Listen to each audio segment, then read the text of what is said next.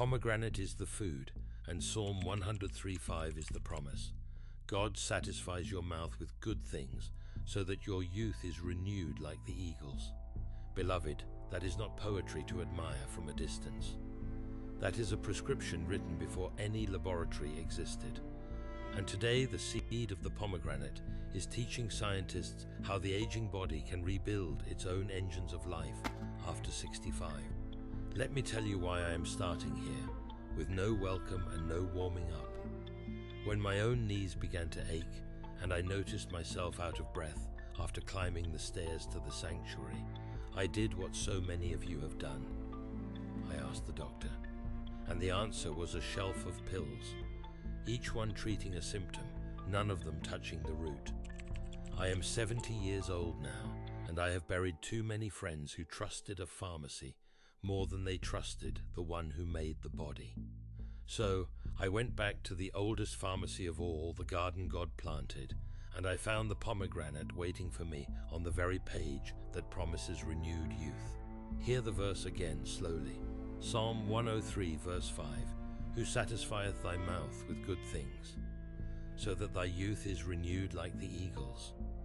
The eagle was a picture of strength that does not fade. The Hebrews watched that bird shed its old feathers and rise again on fresh wings, and they understood it as a sign of restoration. God did not say your youth would be remembered. He said it would be renewed. And the renewal begins, child of God, in a place so small that no eye can see it. Inside every cell of your body live tiny power plants. The scientists call them mitochondria. There are hundreds, sometimes thousands, packed into a single cell, and their only job is to take the food you eat and turn it into energy. Every heartbeat, every step, every breath you draw is paid for by these little engines. When you were young, they were many, and they were strong, glowing inside you, like the lamps of a city that never sleeps. But here is the trouble that no one tells you across that pharmacy counter. After 65, these engines grow old and damaged, and the body slows down in clearing the broken ones away. Tired mitochondria pile up like rusted machines in a forgotten shed. That is the real reason your legs feel heavy. That is why the energy you once took for granted seems to have leaked out of you. It is not simply your age. It is the failing of these engines and the failing of the body's housekeeping that should remove them. I want you to understand this, beloved, because the world has lied to you about your own decline. They have told you that the weakness in your arms, the fog that settles over your mind in the afternoon, the way your heart labors at tasks that once cost you nothing, are simply the price of growing old, and that there is nothing to be done but to manage the symptoms and wait. That is a counsel of despair, and despair never came from God. The truth is far more hopeful. Your tiredness is not your destiny. It is a sign, a warning light on the dashboard of the temple, telling you that the engines need tending. And the one who built the engine also provided the fuel and the repair. Think of it the way you would think of a house that has fallen into disrepair. The roof leaks, the timbers sag, the windows no longer keep out the cold. A foolish man tears the whole house down and says it cannot be saved. But a wise builder goes from room to room, removing the rotted boards and setting new ones in their place, until the old house stands as sound as the day it was raised. Your body works the same way. God designed it not merely to wear out, but to renew itself, board by board, engine by engine, if only you will give it what it needs. And what it needs after 65, the science is now telling us, may be sitting in a bowl on your kitchen counter. Now listen, because this is where the good things God put in your mouth begin to work. The body has a way of cleaning out the worn engines and building fresh ones. The researchers gave it a long name. They call it mitophagy. Say it slowly with me, mitophagy. It simply means the cell eating its own broken power plants so that new ones can take their place. When mitophagy is strong, you feel young. When it grows sluggish after 65, you feel old.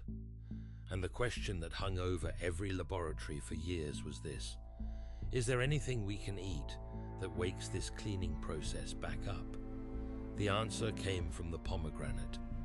In the year 2016, in one of the most respected scientific journals in the world, Nature Medicine, a team of researchers published a study that should have been read from every pulpit in this land. They discovered that a compound made from the pomegranate, a molecule named urolithin A, switched mitophagy back on. It told the old, tired cells to clear out their broken engines and grow new ones. The work came out of a research institute in Switzerland, the Swiss Federal Institute, connected to a company called Amazentis, and it has been studied in worms, in mice, and now in human beings. Let me explain how this gift actually reaches you, because it is a beautiful picture of how God designed your body to work together with His provision. When you eat the pomegranate, the seeds and the peel carry certain compounds called elagitanins. By themselves, they cannot do much.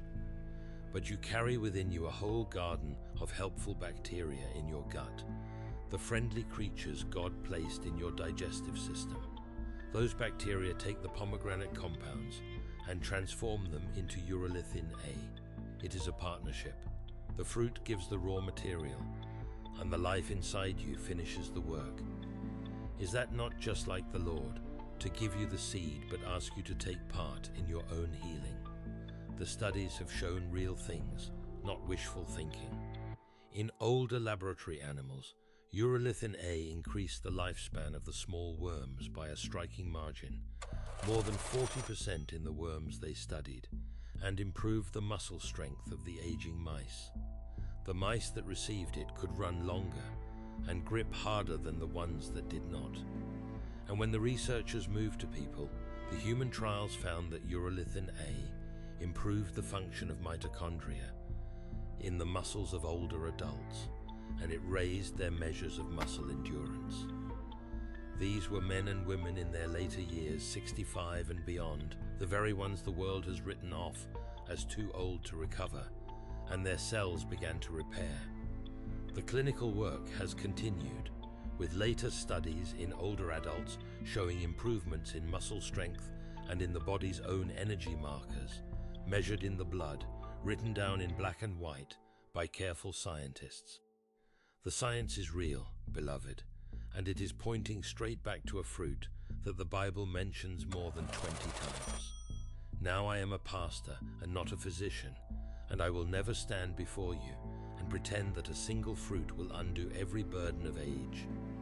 But I will tell you what stirs my heart about this. For generations, the wisest men of medicine assumed that once a power plant in your cell went dark, it stayed dark, and there was no kindling it again. They believed the decline of age ran only one direction, downhill, toward the grave. And then a humble fruit, the very one God draped across the priest's robe, showed them they were wrong.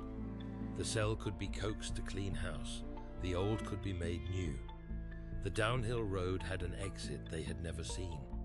If that does not make you marvel at the wisdom God folded into a seed, I do not know what will.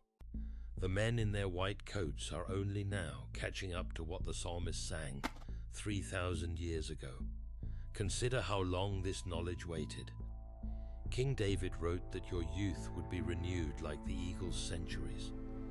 Before anyone had ever heard the word mitochondria, before there was a microscope to see a single cell, before there was a laboratory in Switzerland or anywhere else on the earth, he could not have explained mitophagy to you. He did not need to.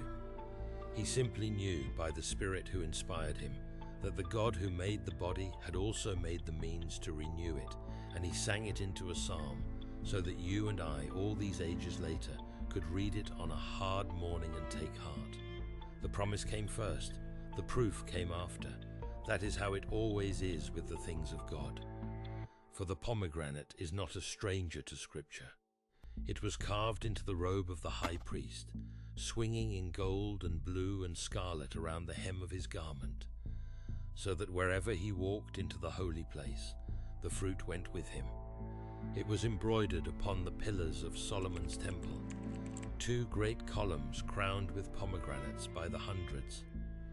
When the spies returned from the promised land, they carried back pomegranates along with the great cluster of grapes, as proof of the goodness of the country God was giving his people.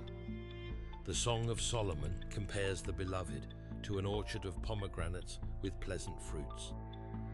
The prophet Joel mourned that the pomegranate tree had withered, counting it among the joys that sin had stripped away. God did not scatter this fruit through his word by accident. He was pointing, age after age, to the very thing your aging cells would one day need.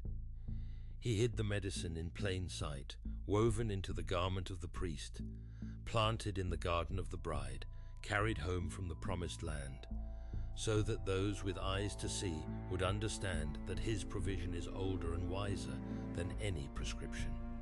So let me be a faithful pastor and tell you exactly what to do today in your own kitchen. I do not want vague encouragement. I want you to walk away with a plan. Eat 1 whole pomegranate or drink its juice every single day. If you choose the fresh fruit, take 1 medium pomegranate, score the crown with a knife, break it open under a bowl of water so the ruby seeds, which we call the arils, sink to the bottom while the bitter white membrane floats away. Eat the whole ½ cup to 1 cup of seeds, chewing them well. Peel oils and all where you can manage it, because the compounds live in the seed and in the pith. If you prefer juice, drink 8 ounces, that is 1 cup, of pure pomegranate juice with no sugar added. Read the label, Child of God, and put back anything that lists corn syrup or sweeteners. You want the fruit, not a candied imitation of it. Take it in the morning with your breakfast, so the food in your stomach carries it gently, and your gut bacteria have the whole day to do their transforming work. There is wisdom in the morning, beloved. Just as we bring our first thoughts to the Lord before the cares of the day crowd in, so we give the body its best provision when the day is young and the digestion is strong. Make it a daily habit, not a once-in-a-while treat. The studies that showed results in older adults gave the compound steadily, day after day, for weeks and months on end, not in one great dose, but in patient, repeated faithfulness. Your cells did not age in a day, and they will not be renewed in a day. Be faithful with a small handful of seeds the way you are faithful in prayer, morning by morning, and let the renewal build like a slow and certain tide, and do not despise the smallness of it. You may look at that little bowl of ruby seeds and think, can this truly matter? But remember that the Lord delights to do great things through small means. He fed a multitude with a few loaves and 2 fish. He felled a giant with a single smooth stone.